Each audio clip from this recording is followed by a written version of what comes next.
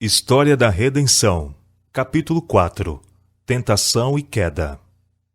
Satanás assumiu a forma de serpente e entrou no Éden.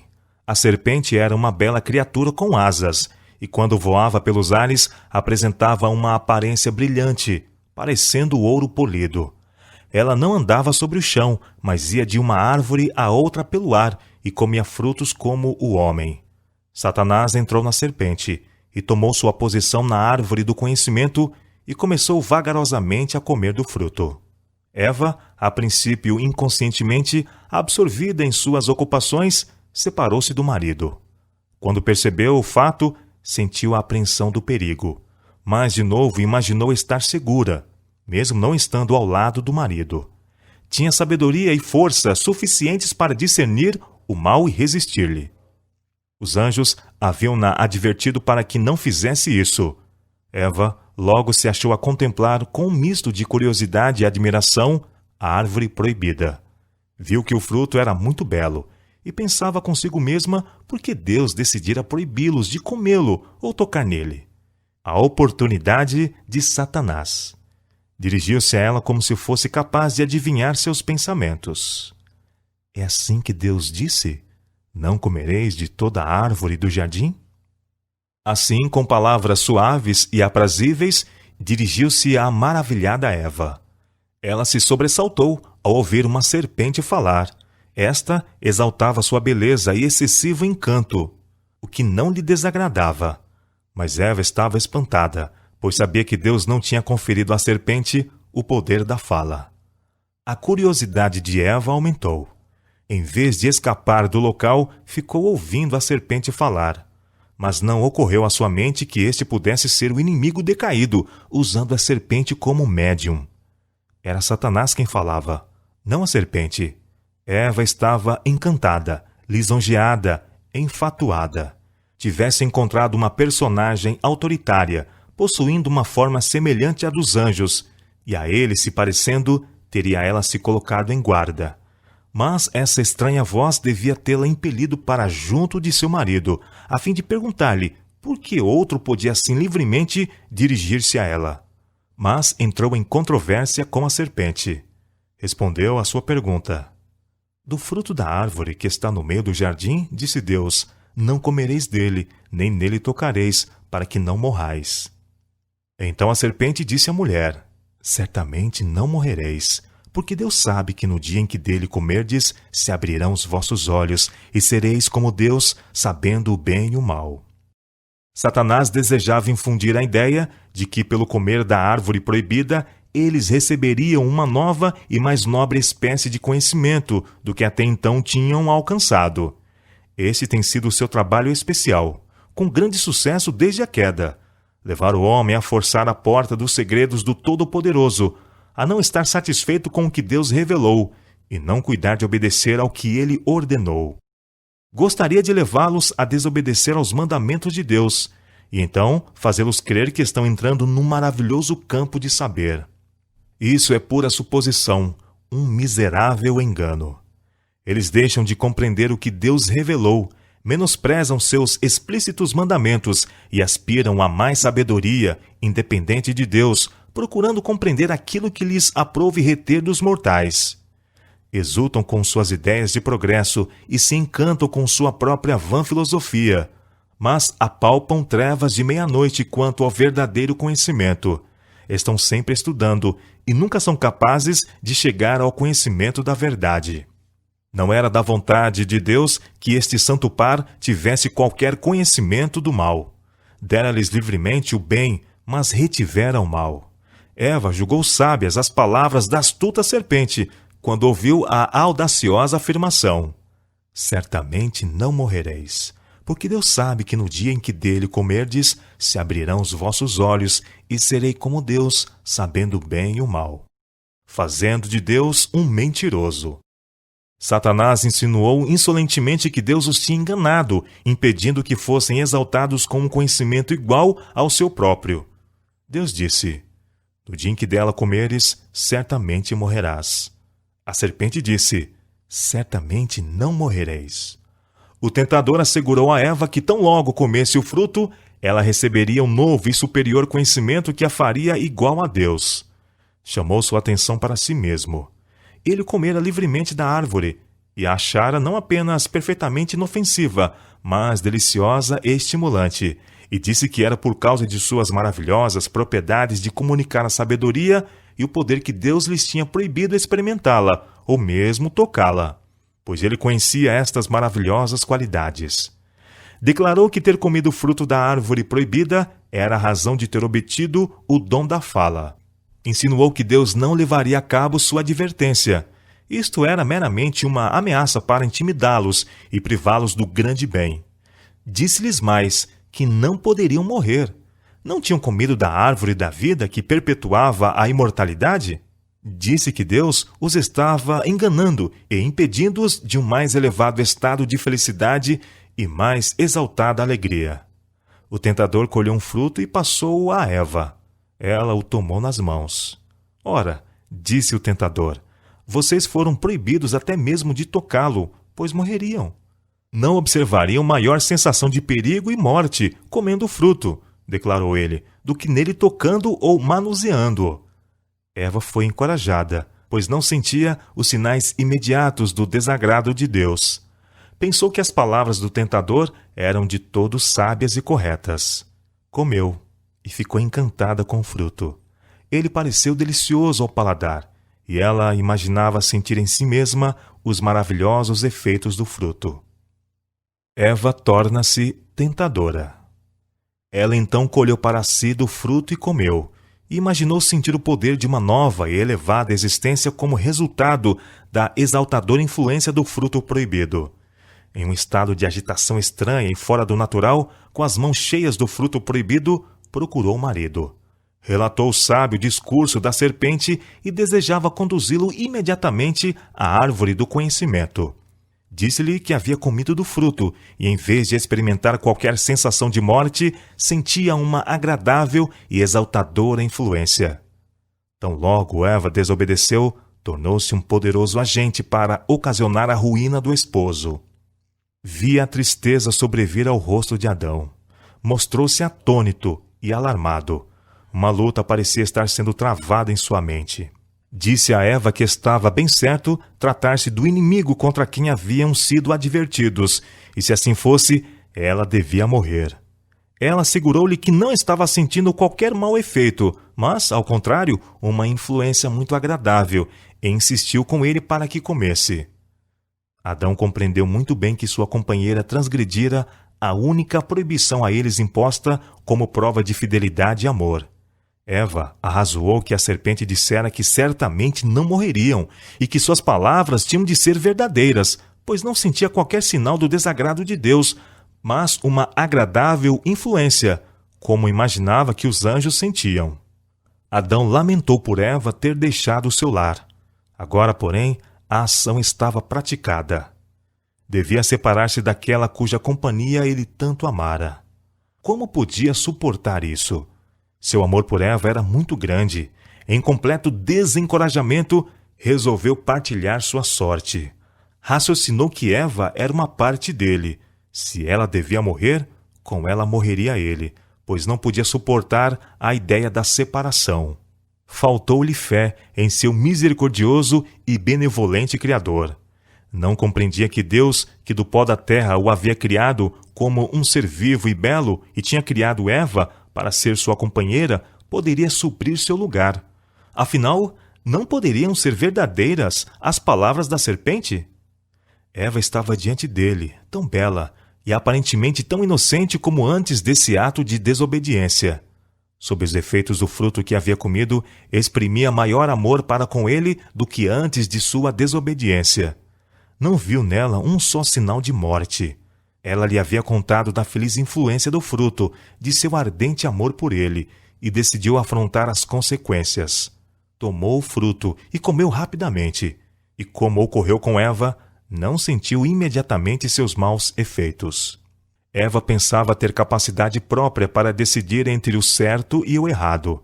A enganadora esperança de entrada no mais elevado estado de conhecimento levou-a a pensar que a serpente era um amigo especial, que tinha grande interesse em sua prosperidade. tivesse procurado o marido e ambos relatado ao seu Criador as palavras da serpente e teriam sido imediatamente livrados de sua astuciosa tentação. O Senhor não desejava que buscassem o fruto da árvore do conhecimento, porque então seriam expostos ao engano de Satanás. Sabia que eles estariam perfeitamente a salvo se não tocassem no fruto. A livre escolha do homem. Deus instruíra nossos primeiros pais quanto à árvore do conhecimento, e eles foram plenamente informados da queda de Satanás e do perigo de ouvirem as suas sugestões. Ele não os privou da faculdade de comerem do fruto proibido. Deixou que, como agentes morais livres, crescem na sua palavra, obedecessem a seus mandamentos e vivessem, ou crescem no tentador, desobedecessem e morressem. Ambos comeram, e a grande sabedoria que obtiveram foi o conhecimento do pecado e o senso de culpa. A veste de luz que os rodeara agora desapareceu. Sob um senso de culpa e a perda de sua divina cobertura, um tremor tomou posse deles, e procuraram cobrir suas formas expostas. Nossos primeiros pais escolheram crer nas palavras, como pensavam, de uma serpente, ainda que esta não tivesse dado nenhuma prova de seu amor. Nada tinha feito para sua felicidade e benefício, enquanto Deus lhes tinha dado todas as coisas que eram boas para comer e agradáveis à vista. Em qualquer lugar que a vista repousasse, havia abundância e beleza. Ainda assim, Eva foi iludida pela serpente, a pensar que existia alguma coisa oculta que podia fazê-la sábia como o próprio Deus. Em vez de crer e confiar em Deus, ela, de maneira vil, descreu de sua bondade e acatou as palavras de Satanás. Depois de sua transgressão, Adão a princípio imaginou-se passando para uma nova e mais elevada existência. Mas logo o pensamento de seu pecado o encheu de terror. O ar, que até então havia sido de uma temperatura amena e uniforme, parecia-lhe extremamente hostil. O culpado casal experimentava uma intuição de pecado. Sentiam um terror pelo futuro, uma sensação de necessidade, uma nudez de alma. Desapareceram o doce amor e a paz e feliz contentamento que haviam desfrutado, e em seu lugar veio uma sensação de carência que nunca tinham experimentado antes. Pela primeira vez, puseram sua atenção no exterior. Eles não tinham estado vestidos, mas rodeados de luz, como os anjos celestiais. Essa luz com a qual estavam circundados tinha sido retirada.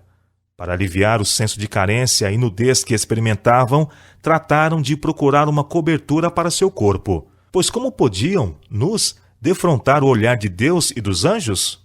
Seu crime está agora diante deles, em sua verdadeira luz. Sua transgressão do expresso mandamento de Deus assume um caráter mais claro. Adão censurara a Eva por sua insensatez em sair de seu lado e deixar-se enganar pela serpente.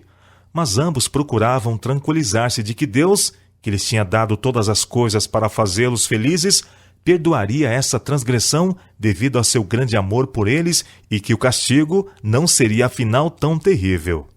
Satanás exultou com seu êxito. Tinha agora tentado a mulher a desconfiar de Deus, a duvidar de sua sabedoria e a procurar penetrar em seus oniscientes planos. E por seu intermédio, ele também causou a ruína de Adão, que, em consequência de seu amor por Eva, desobedeceu ao mandado de Deus e caiu com ela. As novas da queda do homem se espalharam através do céu. Toda a harpa emudeceu. Com tristeza, os anjos arremessaram da cabeça suas coroas. Todo o céu estava em agitação. Os anjos sentiram-se magoados com a vil ingratidão do homem em retribuição da rica generosidade que Deus proporcionara. Um concílio foi convocado para decidir o que se deveria fazer com o par culpado. Os anjos temiam que eles estendessem as mãos e comessem da árvore da vida, tornando-se pecadores e mortais. O Senhor visitou Adão e Eva e tornou conhecidas as consequências de sua transgressão. Em sua inocência e santidade, tinham eles alegremente recebido a majestosa aproximação de Deus, mas agora escondiam-se de sua inspeção. Mas chamou o Senhor Deus Adão e disse-lhe: Onde estás? E ele disse: Ouvi tua voz soar no jardim e temi, porque estava nu e escondi-me. E Deus disse: Quem te mostrou que estavas nu? Comeste tu da árvore que te ordenei que não comesses? Esta pergunta foi formulada pelo Senhor, não porque ele necessitasse de informação, mas para fixar a responsabilidade do culpado par. Que fizeste para te tornares envergonhado e com medo? Adão reconheceu sua transgressão, não porque estivesse arrependido de sua grande desobediência, mas para lançar censura a Deus. A mulher que me deste por companheira, ela me deu da árvore, e eu comi. Quando foi perguntado à mulher: Por que fizeste isto? Ela respondeu: A serpente me enganou, e eu comi. A maldição. O Senhor então dirigiu-se à serpente: Porquanto fizeste isto, maldita serás mais que toda a besta, e mais que todos os animais do campo. Sobre o teu ventre andarás, e pó comerás todos os dias da tua vida. Como a serpente tinha sido exaltada acima de todas as bestas do campo, seria agora degradada abaixo de todas elas e odiada pelo homem, porquanto fora o agente pelo qual Satanás agira.